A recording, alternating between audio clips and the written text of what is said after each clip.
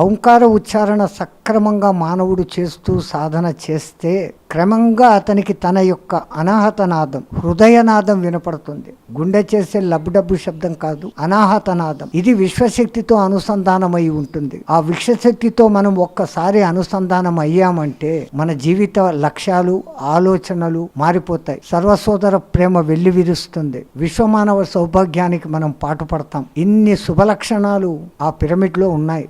ఈ కారణం చేత ఇప్పుడు పిరమిడ్ ధ్యాన యోగులు ఎంతో మంది ఈ పిరమిడ్ ధ్యానం చేస్తున్నారు. వాళ్ళందరికీ నేను అభినందనలు తెలుపుకుంటూ, ఇంతమంది మహాయోగుల ఎదురుగా నాకు తెలిసిన 4 మాటలు మాట్లాడేదానికి అవకాశం కలిగించినటువంటి శ్రీ పత్రిజీ గారికి మరొకసారి ధన్యవాదాలు సమర్పించుకుంటూ, పత్రిజీ గారితోనూ పిరమిడ్ ధ్యాన యోగులతోనూ నాకు అనుసంధానం కల్పించినటువంటి అనుసంధానకర్త అయినటువంటి మారెళ్ల రవిశాస్త్రి గారికి ధన్యవాదాలు తెలుపుకుంటూ ఇంతటితో విరమిస్తున్నాను. జై శ్రీరామ్.